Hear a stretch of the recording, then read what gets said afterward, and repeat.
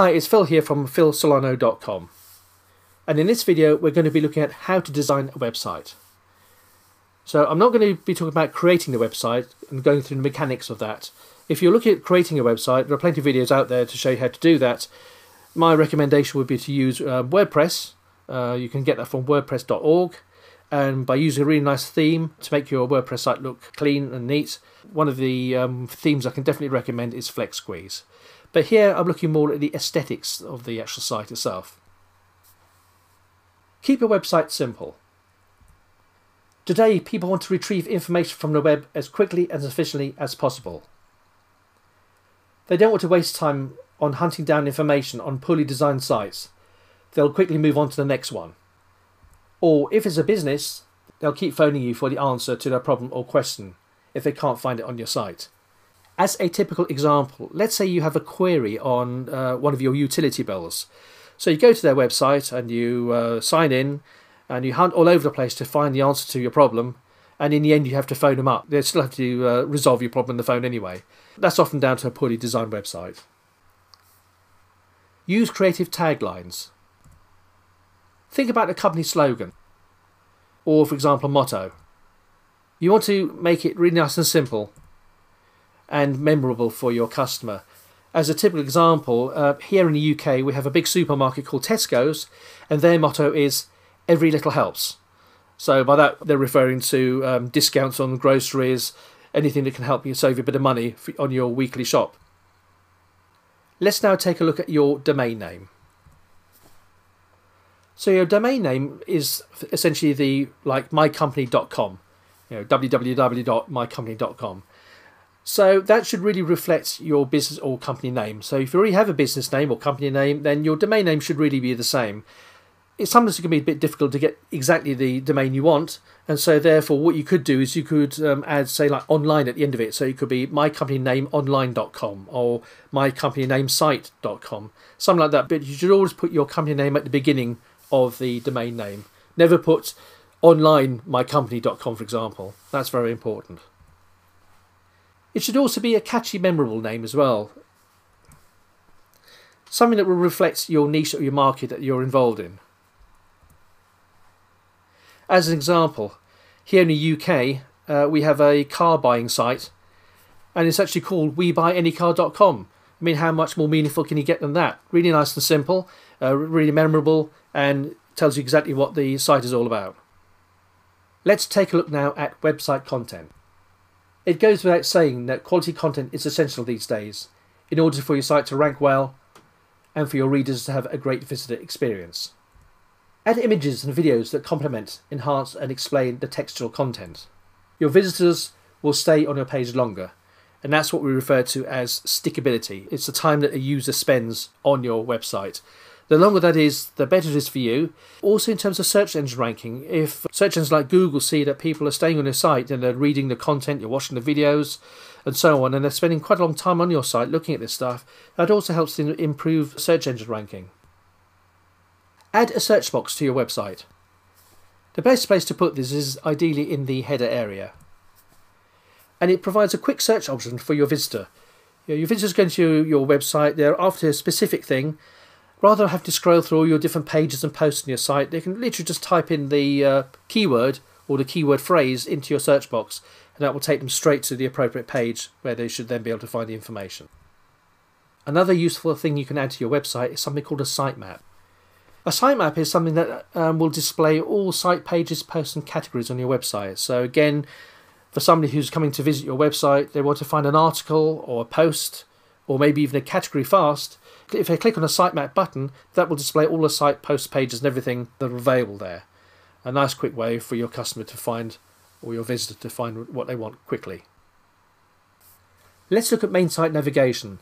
These are the rows of buttons that you normally find above or below the header on your website. It's important to keep the number of these buttons to a minimum.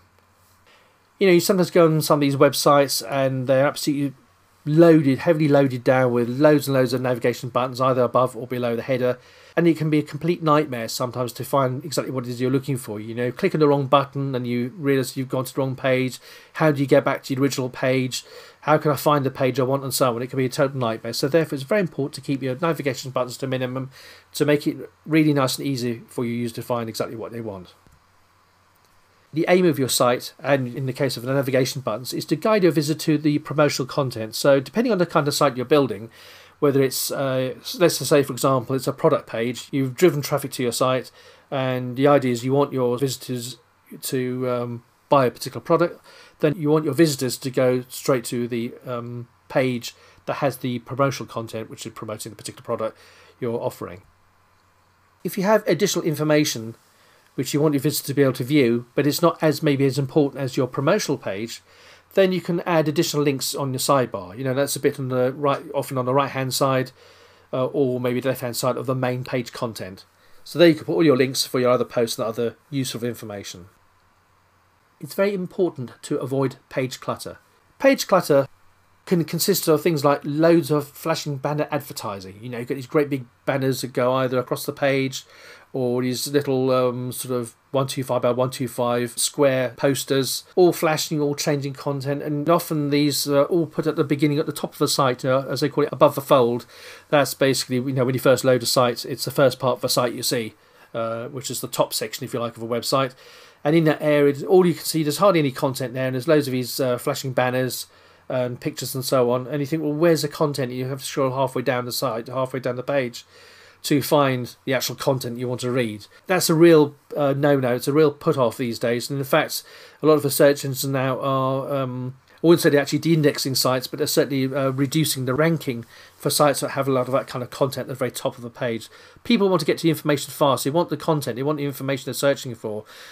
I'm not saying you shouldn't put any advertising on whatsoever. You shouldn't put it right at the very top of the page. Avoid using irrelevant images. Irrelevant images can just be total confusion. People think, well, what are these images, what are these pictures on here for? They don't seem to relate in whatsoever to the content. So avoid them. Just only put images which are related to the content.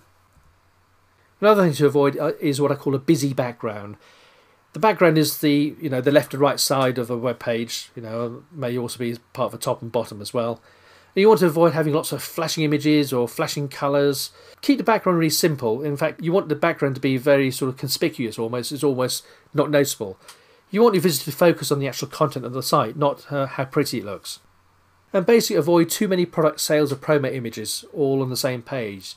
I've seen websites, and I'll give you an example here. You can see, here's a website that's got stacks and stacks of images of promotional material. Buy this product here, buy that product there, and you think, well, you can't even find the product you're looking for. It's so difficult with all this clutter. This is a very bad example, of course, of a website. Unfortunately, there aren't too many of them that look like this, but that's just an example of how to avoid having so many images all on the same page. Design your pages to promote a particular product, and if you've got more than one product to promote, well, then create a page for each product or each product range that you intend to promote, and that way you keep it nice and simple and easy to navigate for the visitor. Let's now take a look at contact information. It's important to provide a company or business email address, and again, to make it professional, what you do is you'd normally have support@yourcompany.com or your name at companyname.com or something like that. So the email would always have the website's URL in it. That's far more professional than saying john@hotmail.com or steve at yahoo.com. Doesn't sound very professional, does it? So you normally want to have your company name and support, contact, help, info, anything like that at yourcompanyname.com. You can also supply a contact form. So on the page, people read the content, read information. It may be information about the product or service you're offering. They may have a question about it, and so on the actual page itself, they can put their name and an email address, and there's a little form where they can then ask the question, or ask a question about the particular product or service, and then that will go to your company email address. You can then reply to them in due course. You might also need to provide a phone number. If your main business is an offline business or a so-called bricks and mortar business, it's then of course important to provide a phone number so your visitors can contact you about a particular product or service, whatever it is they have a question about. Also, of course, it's useful if you have some kind of support service. So let's just say your website is about a training product you have on offer, and people have either bought it or they're thinking about buying it. Then by having a phone number, they can get in touch with maybe your support team, where they can then ask any kind of questions or raise any kind of query they have about the training material you have on offer. Another very important thing about your website is to add what I call the human touch. So you should include an About Us page. That will be a page where it gives them a little bit of information about yourself, your company, your business, maybe how long you've been in business. If you've been in business a reasonable amount of time and you've had some satisfied customers, then of course it's very, very important to include testimonials. Testimonials provide a huge trust factor to your prospective visitors. They're much more likely to buy from you if you've got a testimonial. So if you have people that you've already trained or you've supplied a service or product to and they're very happy, then of course you have to get their permission, but you can actually ask them if they'd give a review on a product or service you've already provided. Then you can put that on the website as a testimonial. It's also a good idea to include your photo. People then can see there's a real person behind this website and they get an idea of what you look like and so on. And don't worry about the fact if you don't think you look like some wonderful model or whatever. People aren't bothered about that, but at least they can see, yes, there is a real person behind this website. It's not just a totally electronic site. It gives it just a bit more human feel.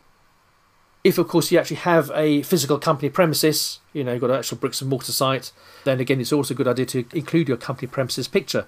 People get an idea of what, the size of a company and so on. You can also add an introduction video. So as you've seen on my website, I've got a little introduction video on the top right hand side of my site. There's the old mugshot of me there, and I just give you a little bit of information about myself. Again, just helps to add to the human touch.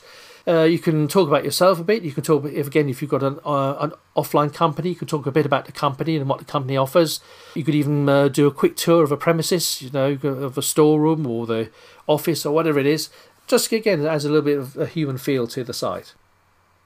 And by doing all this, you'll gain your visitors' trust, because they'll get to see a little bit more about you and what you're about, and they'll feel they can trust you a bit more by seeing pictures of real people and real premises.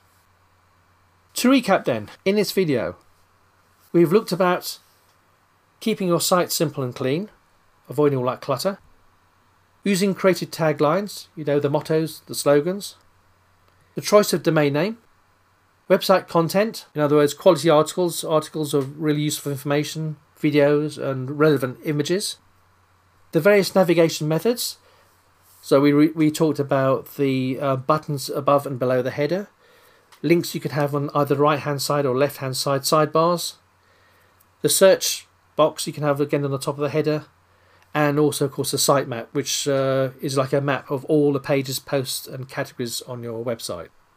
Contact information, and of course the human touch. And just one final thought. Before you even think about launching a website, or if you already have launched a website, you've got to think about what exactly is the purpose of your website. When you drive traffic to your website, what do you want your visitors to do? Why are you driving them there? What's the offer? What's the service? Are you selling products or services on that website? So are you driving traffic to your site in the idea that they'll go to your site, they'll view some kind of product or service you're offering, and they'll buy from you?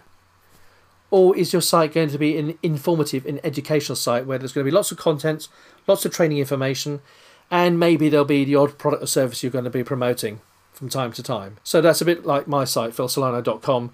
Essentially, it's an informative and educational site. There will be offers from time to time, which will be relevant to the content that's on that site.